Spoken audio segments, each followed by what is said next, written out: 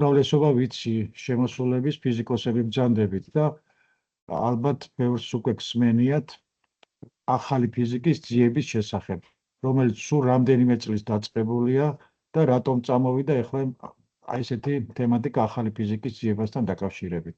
ეხლა ახალი ფიზიკის ძიება არ ნიშნავს იმას, რომ ძველი თეორიები მცდარია, არამედ ძალიან კარგად აღწერს ეს ნიუტონის მექანიკა და კვანტური მექანიკა ცხადია თანამედროვე ფიზიკას, მაგრამ უკვე თანამედროვე აღმოჩენებმა და რაღაც მოვლენების დაფიქსირება უკვე შემოიტანა დღის წესრიგში, რომ ერთ სიტყვით ვერ ხსნის ეს ვერც კვანტური მექანიკა, ვერც კლასიკური მექანიკა ასეთ მოვლენებს და ამიტომ დღის წესრიგში დადგა სრულიად ახალი ფიზიკის შექმნა, ასე ვთქვათ. ეხლა თანაც უყურეთ როგორა ძალიან ბევრი კითხვები დაიბადა ახლა თანაბოლო 10-15 წელი ალბათ რაც მე ვიცი, მაგრამ ეს არ ნიშნავს, რომ ამ კითხვებზე პასუხს რო გავცემთ, ფიზიკას ამოვწურავთ. არამედ ყოველი 10 კითხვის წარმოშობა, ყოველი პასუხი 10 კითხვას წარმოშობს. 10 კითხვას კი არ წარმოშობს, უამრავ კითხვებს წარმოშობს მერე და ამიტომაც არის ეს ფიზიკა საინტერესო, ასე ვთქვათ.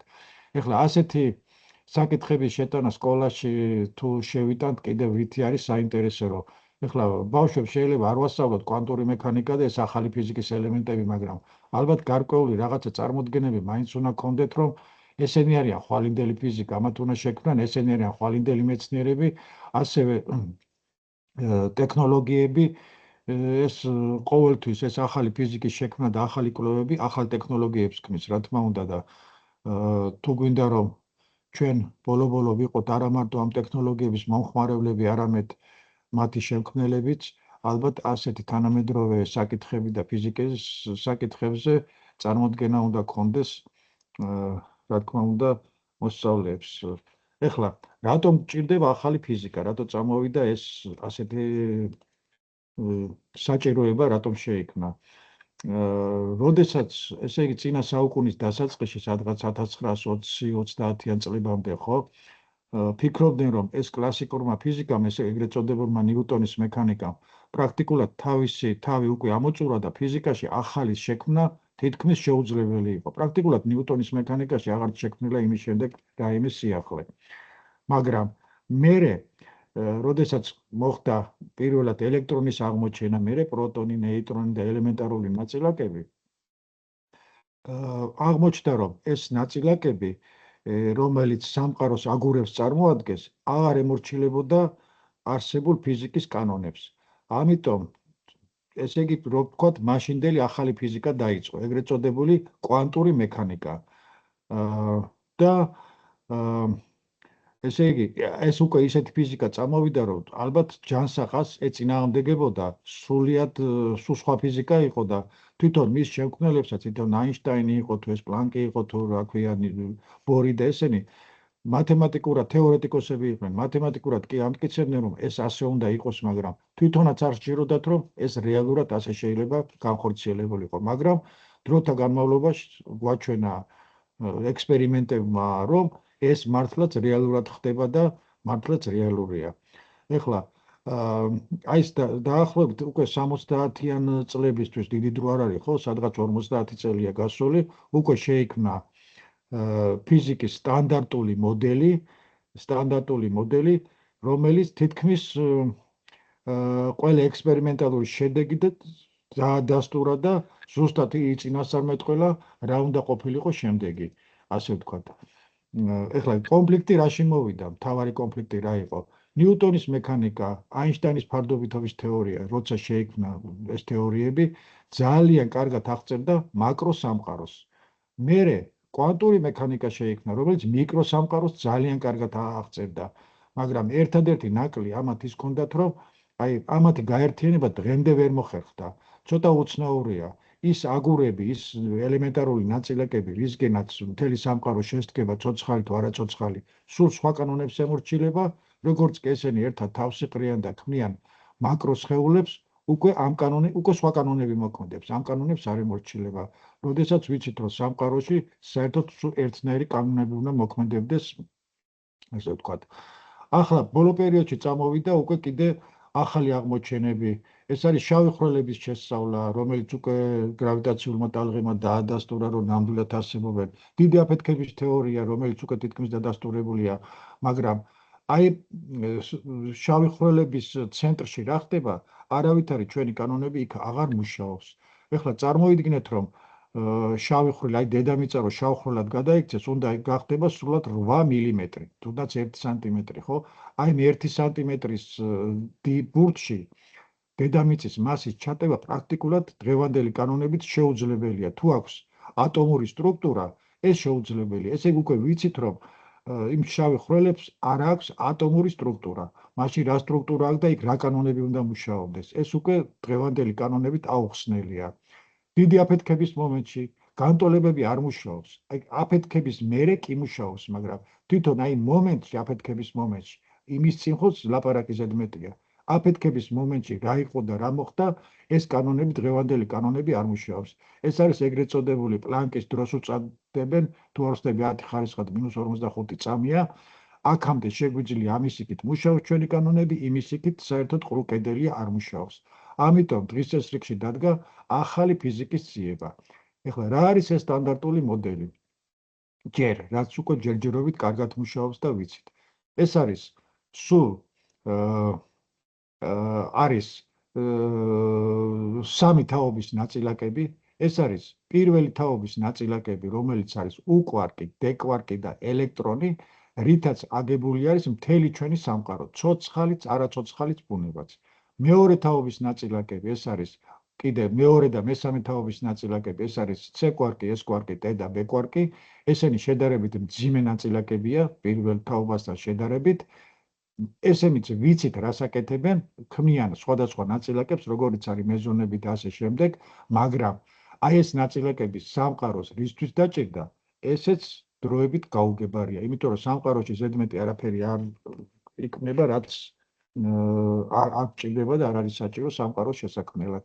მაგრამ სტანდარტული მოდელი ძალიან კარგად ემორჩილება და კანონები ძალიან ზუსტად აღწევს ამ ნაწილაკებს.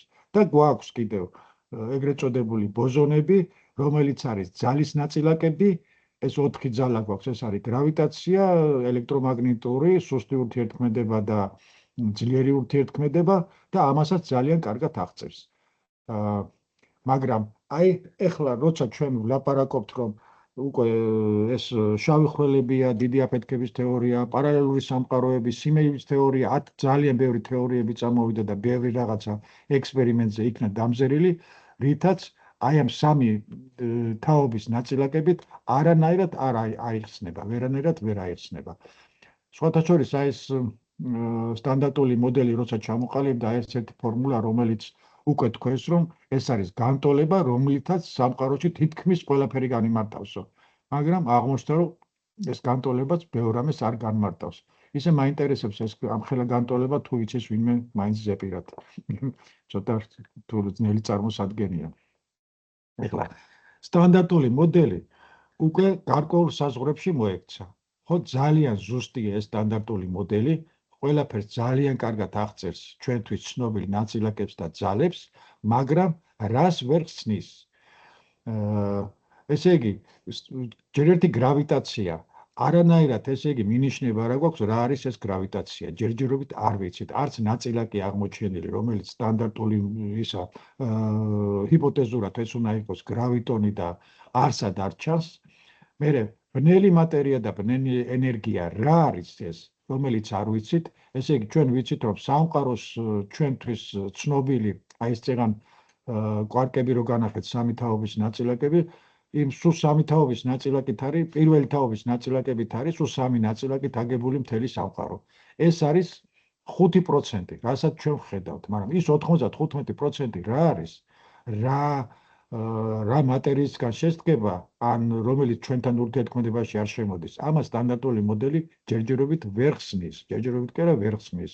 ეხლა კიდევ გავიმეორებ ადრეც თქვი, რომ ესე იგი ნამდვილად ვიცით, რომ ბნელი მატერია და ბნელი ენერგია არსებობს, იმიტომ რომ დაკვირვება ხდება ეს ბნელი მატერია სიტყვაზე მსოფლიო მიზიდულობის კანონი და ნიუტონის კანონები, რომ ვიცით, რომ ძალიან კარგად მუშაობს და 1000-ჯერ არის შემოწმებული და კარგი კანონებია, მაგრამ აი ეს galaktikების მოძრაობა არ ემთხვევა ნიუტონის კანონებს. ამიტომ იქ რაღაცა სხვა გრავიტაცია მოქმედებს კიდევ. ენერგია ასევე ბნელი ენერგია სამყაროს წარმოშობიდან, როცა სამყარომ გაფართოება დაიწყო,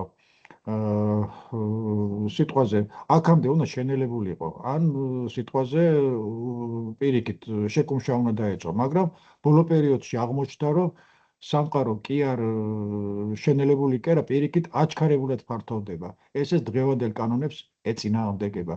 ესე იგი, გამოდის, რომ ჩვენ სამყაროში კიდევ არსებობს ეს 5%-ის გარდა ან მატერია და ისეთი ძალები, რომელიც ჯერჯერობით ჩვენთვის უცნობია და ჩვენ კანონებს არ ემორჩილება. სხვათა შორის ეს სხვანაირი მატერია, ეს ფანტასტიკაც არ არის, აი რატო უნდა იყოს მატერია, მაგალითად მაინც და მაინც ბირთვში პროტონი და ნეიტრონი და გარშემო ელექტრონი მოძრაობდეს, როცა გვაქვს 200 თუ 400 დიდი რაოდენობით სხვა მსგავსი ნაწილაკები. სხვათა შორის ახლა იყო ამაზეც მიდის ექსპერიმენტები, ეს ისევ ახალი ფიზიკის ძიებაში ჯდება. იაპონელებს ჰქონდათ, არ ვიცი, და ჯერ არ ექნებოდათ ჯერ ჩატარებული, არ ექნებათ, თორე ეს უკვე ნობელის პრემიას იმსახურებს. ერთი წელი მეც ვიყავი ჩართული 5-6 წლის უკან და ნუ მე უბრალოდ შევეშვი, იმიტომ რომ დრო აღარ მქონდა. ეს იყო ახალი მატერიის შექმნა, ბირთვში უნდა ყოფილიყო მიონი, დადებითად დამოხტული მიონი და გარშემო უნდა ემოძრავა ელექტრონს. ამის შექმნა შესაძლებელია და ეს უკვე იქნებოდა სხვა მატერია. ნუ ეს სხვანაირი მატერიის შესწავლაზე მიდის უკვე საუბარი. და ესე იგი, რა კანონებს ემორჩილება, ნუ ძალიან ძნელი ექსპერიმენტია, რთული ექსპერიმენტია, მაგრამ ალბათ ცოტა ხანში ტექნოლოგიები მოგწევს იმის საშუალებას, რომ შევქმნათ ასეთი სხვა სახის მატერია, რომელიც დღევანდელი ატომური სტრუქტურისგან განსხვავებული იქნება. ეხლა ეს ფანტასტიკა არ არის, იმიტომ რომ ცოტა ხნის უკან ფანტასტიკა იყო და იმის ანტიმატერიის შექმნა, ხო? ვიცოდით, რომ ანტინაწილაკები არსებობდა და რატო არ იყო ანტიმატერია. მაგრამ ვიცით, რომ უკვე CERN-ში შექმნილი არის ანტიმატერია, აი ძალიან სწრაფად განვითარდა ეს ტექნოლოგიები, იმიტომ რომ როცა ანტიმატერია შეიქმნა, მისი კვლევისთვის საჭირო იყო მისი რამდენიმე წამით გაჩერება. სულ რაღაც 1 წელიწადში თუ რაღაცა მოხერხდა 17 წამით გაჩერება თუ 19 წამით აღარ მახსოვს, რამაც საშუალება მისცა მეცნიერებს, რომ ანტიმატერიის თვისებები შეესწავლათ და კიდევ ფანტასტიკა იყო, რომ ანტიმატერიის სადმე გადატანა. ეს აი ფილმიც არის გადაღებული, ანგელოზები და დემონები, რომ CERN-დან ანტიმატერიას მოიტაცებენ და სადღაც ვატიკანის აფეთქება უნდათ. მაგრამ აი სულ რამდენიმე თვეც არ არის გასული, აღარ მახსოვს, სულ ეხლა ხარ CERN-ში უკვე ექსპერიმენტალურად სატვირთო მანქანაზე სპეციალური მოწყობილობა იყო დადებული, სადაც ჩატვირთული იყო ანტიმატერია და აი სადღაც ჟენევამდე თუ რაღაც ცენტრამდე გაიტანეს და გამოიტანეს, ძალიან ნელა მოძრაობდა. ესე იგი, უკვე შესაძლებელი გახდა ანტიმატერიის მართლა სადღაც გადატანა და სხვა ქვეყანაში შესწავლა. იქ მიიღება და შეიძლება ის წაიღო ინგლისში, ამერიკაში ან სადღაც მაღალ ტექნოლოგიურ ინსტიტუტებში და შესწავლა. ასე რომ, აი ახალი ფიზიკის ფარგლებში თუ კი შეიქმნება სხვა სახის მატერია, რომელსაც დღეს უკვე მეცნიერები მუშაობენ, ეს უკვე ფანტასტიკა აღარ არის და იმედია, რომ ეს მოხდება მალე და შეიქმნება. ეხლა ერთი წუთით ბოდის ვიხდი, ეს როგორ გამოვცი ახლა. მაია, შეგიძლია მომეხმარო?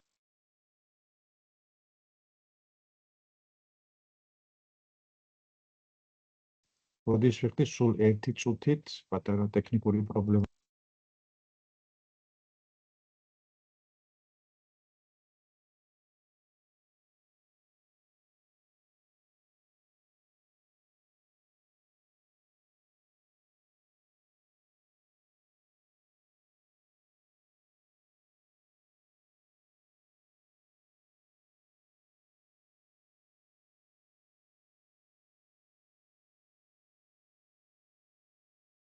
ხო, ბოდის ვიხდი. ეხლა აი ახალი ფიზიკის ძიებასთან დაკავშირებით რამდენიმე თეორია არსებობს უკვე. ერთ-ერთი ეს არის სიმების თეორია. და დამატებითი განზომილებები. დღევანდელი სტანდარტული მოდელის მიხედვით ჩვენ გვაქვს ელემენტარული ნაწილაკები, ხო? კვარკები, ლეპტონები, ელექტრონები, მიონები და ასე შემდეგ, რომელსაც გააჩნია მასა, გააჩნია ნაწილაკის თვისებები, მატერიის თვისებები და ასე შემდეგ. მაგრამ სიმების თეორია გვეუბნება, რომ ნაწილაკები, ასე ვთქვათ, ესენი არის, აი როგორც რო ავიღოთ სიმი სიტყვაზე, ჩვეულებრივი, აი მუსიკალური გიტარის სიმი ვავიღოთ, მაგალითად, ან მუსიკალური ინსტრუმენტის სიმი, რო წარმოვიდგინოთ, ხო და იმის და მიხედვით, როგორ ჟღერს ის, ძალიან თუ როგორ ჩამოვკრავთ ხელს და როგორ ავაჟღერებთ, იმის და მიხედვით იქმნება სხვადასხვა ნაწილაკები. ესე იგი, მატერია ქრება თითქოს და უკვე რხევებში გადადის ეს და რხევისგან იქმნება, ასე ვთქვათ, უკვე ნაწილაკი. ეს სიმების თეორია უკვე მოითხოვს, რომ უკვე უნდა გქონდეს არა სამგანზომილებიანი სივრცე, არამედ 10, 11 და მე მგონი 12 განზომილებამდე არიან უკვე გასული, უნდა იყოს ასეთი სივრცეები, რომელსაც არსებობს, ასეთი სივრცეები უნდა არსებობდეს, რომელსაც ჩვენ ეს გქონდა ცალკე ლექცია კიდე ამაზე, ჩვენთვის ურთიერთქმედებაში ვერ შევდივართ, ვერ ვხედავთ და არ არის. ეხლა ასეთი სხვადასხვა რა ქვია, სხვა განზომილებების ძიება სხვათა შორის მიმდინარეობს CERN-ის ექსპერიმენტზეც. ერთ-ერთი მეთოდი, რომ აღმოვაჩინოთ სხვა განზომილება, არის ასეთი, რომ საერთოდ შენახვის კანონები ფიზიკაში მუშაობს ძალიან კარგად. ეხლა ვიცით, რომ CERN-ში სიტყვაზე 2 პროტონი ეჯახება საწინააღმდეგოდ მოძრავი, 2 პროტონი ეჯახება ერთმანეთს. ვიცით, რომ რა მასის არის, რა ენერგიის მატარებელია, როცა ესენი ერთმანეთს დაეჯახება, წარმოიქმნება ათასობით თუ არა რამდენი უამრავი რაოდენობის სხვადასხვა ნაწილაკები. ხო? მაგრამ რაც იყო, ამ ყველა ნაწილაკის რეგისტრაცია ხდება, რა თქმა უნდა, იქ არაფერი არ უნდა დაიკარგოს. მაგრამ ვიცით, რომ რაც იყო საწყის ეტაპზე ენერგია და მასა, უნდა იყოს საბოლოო ეტაპზე იგივე რაოდენობის ენერგია და მასა, თუმცა სხვა ნაწილაკები. მაგრამ თუ მოხდა, რომ რაღაცა დაიკარგა და იქ არ გამოვიდა, ხო? ეს უკვე აი ერთ-ერთი ირიბი დადასტურება იქნება, რომ ის ნაწილაკი სხვა განზომილებაში გადავიდა. ეხლა დღესდღეობით ჯერ ასეთი რამე არ დაფიქსირებულა უკვე ამდენი ხანი, მაგრამ ეს უკვე ცნობილია, რომ იმის ბრალია, რომ ენერგია არ ყოფნია. მიუხედავად იმისა, რომ ეხლა ადრონულ კალოიდერზე არის ისეთი უზარმაზარი ენერგია, რომელიც ჯერჯერობით დედამიწაზე არ მიღებულა, ეს 14 ტრილიონი ელექტრონვოლტი ენერგია, მაგრამ ეს საკმარისი არ არის, რომ ჯერჯერობით ეს დავამტკიცოთ. ნუ ექსპერიმენტზე გადამოწმება ჯერჯერობით ამის შეუძლებელია. შემდეგი. ეხლა კიდევ არის აი ახალი ფიზიკის ძიებაში ძალიან საინტერესო არის ნეიტრინოს ფიზიკა. ეხლა ძალიან უკვე მოდური არის, ძალიან დიდი თანხები იხარჯება ნეიტრინოს ფიზიკის შესწავლაზე. ნეიტრინოს სტანდარტულ მოდელში ნეიტრინოს თვისებები არ ჯდება. სტანდარტული მოდელი გვეუბნება, რომ ნეიტრინო ეს უნდა იყოს უმასო ნაწილაკი. მასა არ უნდა გააჩნდეს ისევე როგორც ფოტონს. მაგრამ ეხლა დღევანდელ ექსპერიმენტზე დამზერილია, რომ ნეიტრინოს რაღაცა მასა გააჩნია მცირე და ხდება მისი ოსცილაცია. რა არის ოსცილაცია? რომ აი გვაქვს რაღაცა სახის ნეიტრინო, ქვია სიტყვაზე მიუ ნეიტრინო და მოძრაობის დროს გადადის ის ტაუ ნეიტრინოში. თუ ნაწილაკს მასა აქვს, ასეთი გადასვლა არ უნდა ხდებოდეს. თუ მასა არ აქვს, ასეთი გადასვლა არ უნდა ხდებოდეს. ესე იგი, მას გააჩნია რაღაცა მასა. აი ეს დაახლოებით რომ წარმოვიდგინოთ იგივე სიტუაცია, ოსცილაცია რაც ნიშნავს, რომ რო ავიღოთ სიტყვაზე ფეხბურთის ბურთი, დავარტყათ მას და სანამ ის დაბლა დაეცემა, გახდეს კალათბურთის ბურთი. ეს რეალურად ჩვენთვის ჩვენი კანონებით შეუძლებელია, მაგრამ ეს ასე ხდება. ესე იგი, ნეიტრინოს მასა აქვს. ეხლა რითი არის ეს ნეიტრინოები ასეთი საინტერესო? ჯერ ერთი გეტყვით, რომ რო იხარჯება მეთქი ამაზე მილიარდერი, აქ ორი ბევრად გიზრდება ამის ბევრი არც ისე ბევრი. ერთი ექსპერიმენტი არის აისი კუბი ქვია, რომელიც განლაგებულია ანტარქტიდაზე ყინულებში 3 კილომეტრის მიწის ქვეშ ეხლა აკეთებენ, არ ვიცი ჯერ ჩართეს თუ არა, ხმელთაშუა ზღვაში ძალიან ღრმად სიღრმეს ზუსტად ვერ გეტყვით, მაგრამ თუ არ ვცდები 3 კილომეტრზე მეტია დეტექტორების განლაგება და იაპონიაში აქვს კიდევ ვიცი რომ ახლა ნობელის პრემიაც მიიღეს რაღაც რამდენიმე წლის უკან ნეიტრინოს ოსცილაციის აღმოჩენისთვის.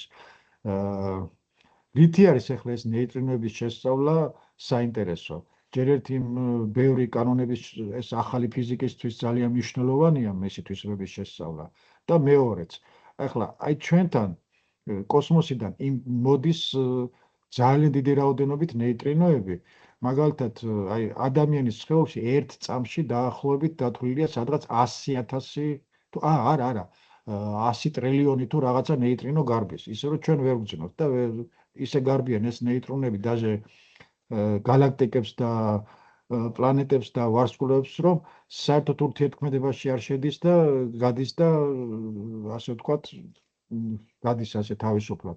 ეხლა ჩვენ რო შევძლოთ ნეიტრინოების დაფიქსირება, ხო? პრაქტიკულად ეს არის ძალიან გავს ფოტონს. ფოტონით ვიღებთ ჩვენ ინფორმაციას კოსმოსიდან, ხო, galaktikებია თუ ვარსკვლავებია თუ რაღაცა, ყოველთვის თითქმის დიდი პროცენტი ფიქსირდება ფოტონების საშუალებით, რასაც ხედავთ და ტელესკოპები ხედავენ და ასე შემდეგ.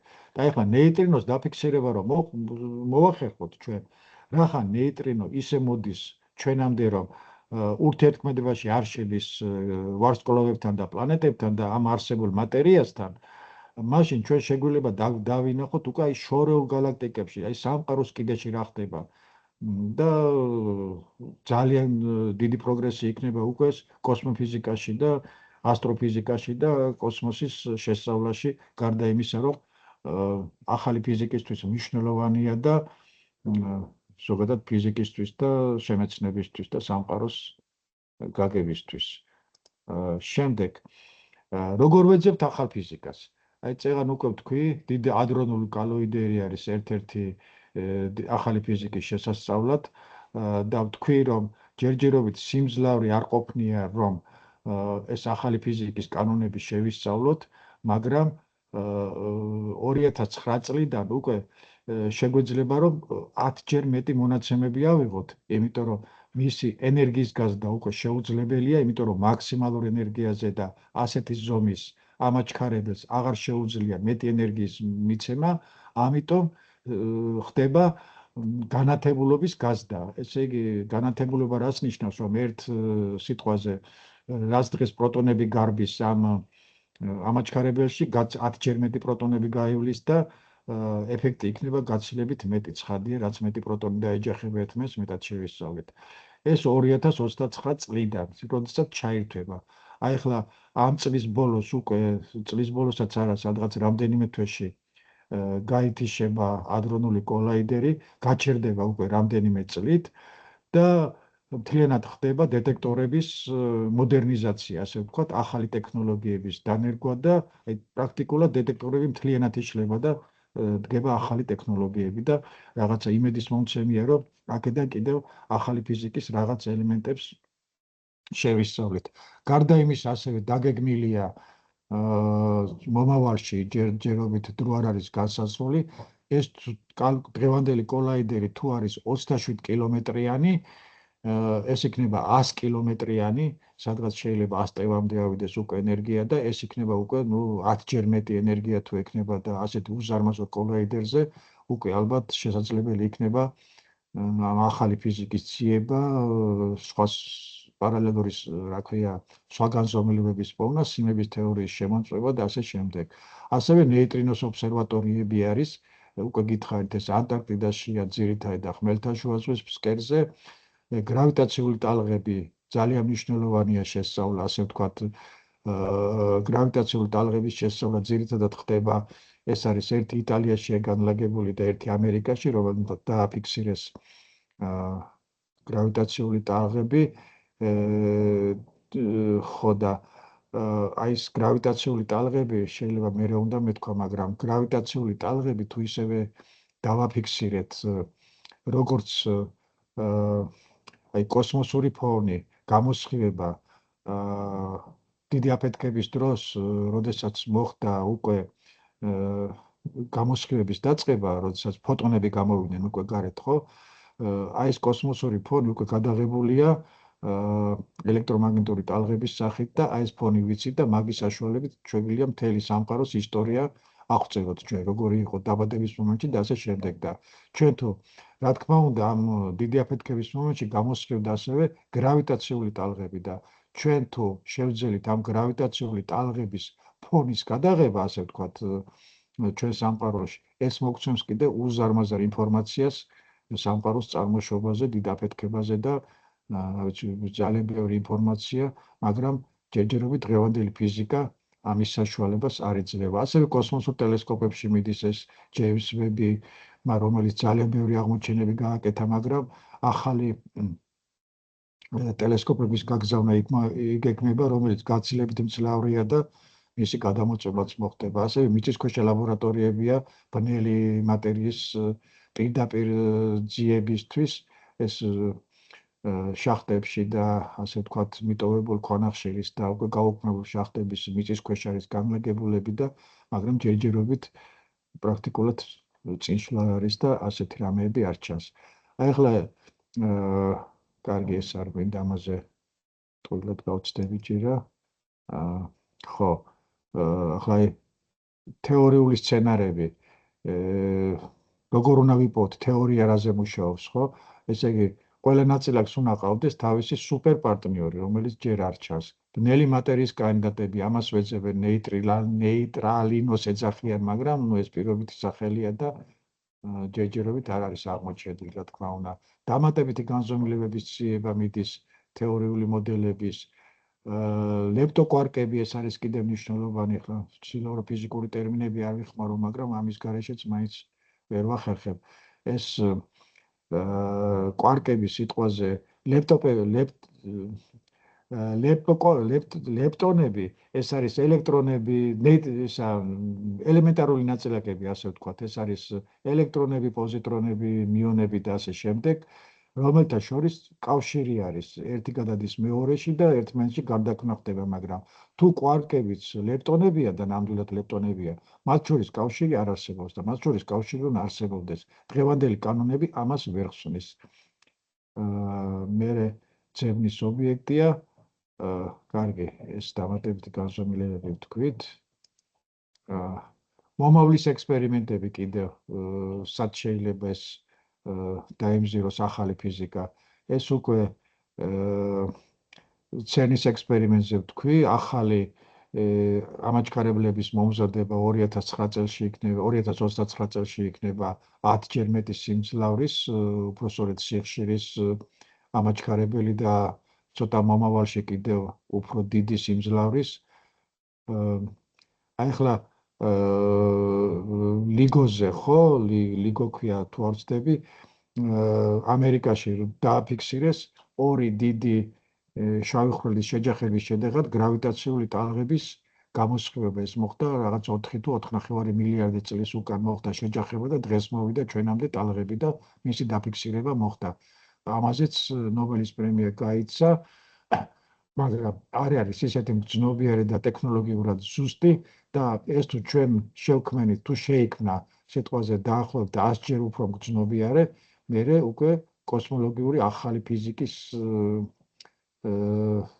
უკვე ძებნა შეიძლება, დამტკიცება შეიძლება და აი წეღარო ვთქვი, რომ კოსმოლოგიური ფონი, რომელიც არსებობს და ფოტონების სახით, უფრო სწორედ ელექტრომაგნიტური გამოსხივების სახით, თუ გრავიტაციული გამოსხივებაც ვნახეთ 100-ჯერ ძლიერად, ძალიან დიდი ინფორმაცია გვექნება უკვე სამყაროს წარმოშობაზე, მის აგებულებაზე და ასე ვთქვათ, ბნელი ენერგიის ბუნება, ეს ჰაბლის ექსპერიმენტების გადამოწმება მიდის, ეს 100 კილომეტრიანი ახალი ამაჩქარებელების შექმნა ცელთან ახლოს.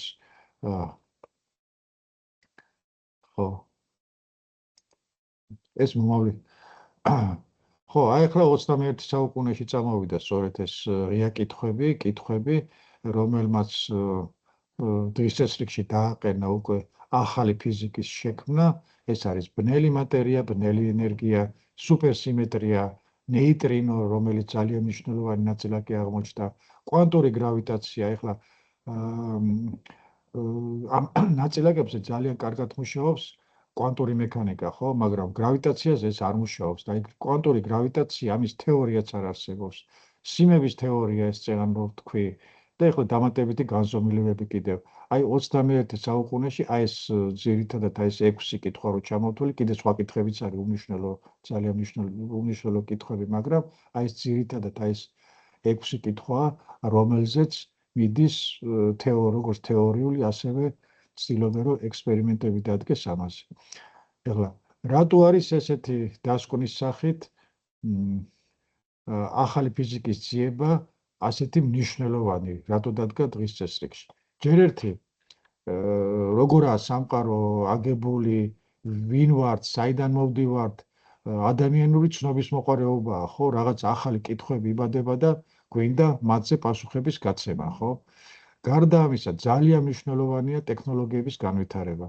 ყოველთვის ის მახსენდება ცენში, რომ ახალი ჩასული რო ვიყავი, სულ იმას კითხულობდნენ ეს პოლიტიკოსები, რომ ჩამოდიოდნენ და ასე ვთქვათ, პარლამენტარები და ფუნქციონერები, ასე ვთქვათ, არატექნიკური პერსონალი, რატო იხარჯება ამ ხელაფული მხოლოდ ცნობის მოყარეობის გასაგებად, ხო? ეს მარტო ცნობის მოყარეობა არ არის. აი ესეთი ახალი ფიზიკა და ახალი ექსპერიმენტები ქმნიან ახალ ტექნოლოგიებს. მაგალითად, ხო, CERN-ის ექსპერიმენტებმა ინტერნეტი მოგვცა, დეტექტორები, სამედიცინო მოწყობილობები. ეხლა მარტო ინტერნეტი რო წარმოვიდგინოთ, ინტერნეტი რო არ იყოს, სად ვიქნებოდით ეხლა ჩვენ? ხო? აი კვანტური მექანიკა თავის დროზე, კვანტური მექანიკა ეს იყო სულთა თეორია და მერე და ნენელა წამოვიდა მერე ექსპერიმენტები. ეხლა კვანტური მექანიკა, აი ჯერ ელექტრონის აღმოჩენა თითქოს ფუნდამენტალური ფიზიკაა, მაგრამ ელექტრონის გარეშე წარმოვიდგინოთ, რომ დღეს ელექტროენერგია არ გქონდეს. მერე კვანტური მექანიკა. დღეს მთელი ტექნიკა და ტექნოლოგიები რაც გვაქვს, აი ტელეფონიდან დაწყებული, ტელევიზორები, სარეცხის მანქანაც კი აი სახში რო გვაქვს, კვანტური მექანიკის პრინციპებზეა დაფუძნებული. იმიტომ რომ იგზის პატარა მიკროსქემები, რომელიც მუშაობს კვანტური მექანიკის ეფექტებზე. ასე რომ ეს მარტო ცნობის მოყარეობა კი არ არის, არამედ ტექნოლოგიებს ანვითარებს ძალიან სწრაფად.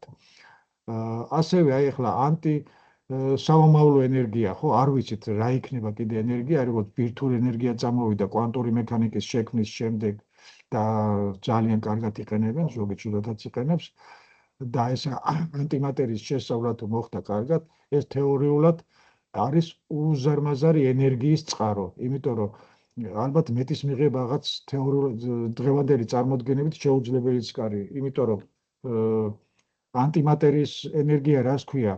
ორი მატერია და ანტიმატერია, როცა ერთმანეთს ეხება, მატერია მთლიანად ისმობა და მთლიანად ენერგიაში გადადის, ხო? რა ვიცი, ახლა ეს იქნება ძალიან პატარა ერთმაგრამა, რა ვიცი, უზარმაზარი ენერგიები იქნება ესა.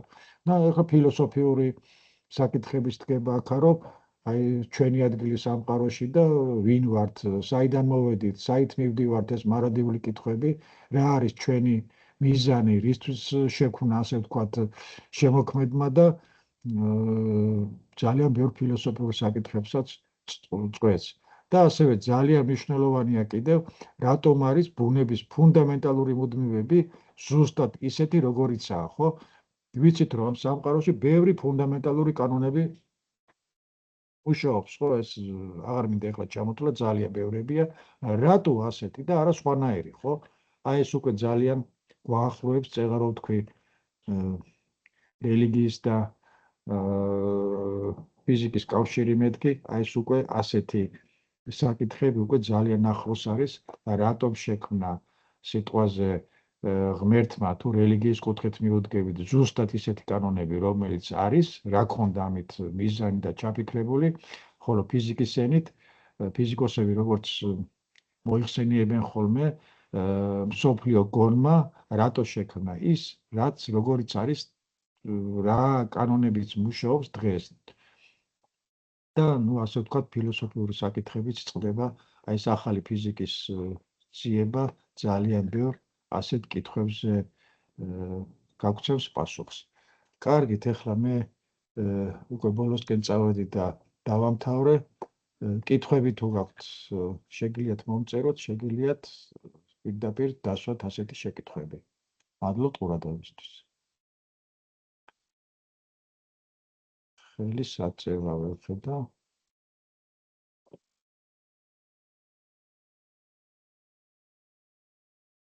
გვაქვს შეკითხვები?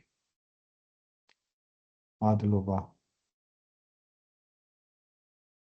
კარგით, თუ შეკითხვები არ არის, ჩაწერას გამორთავ. ჩაწერას შევაჩერე და შეგიძლიათ ისეთ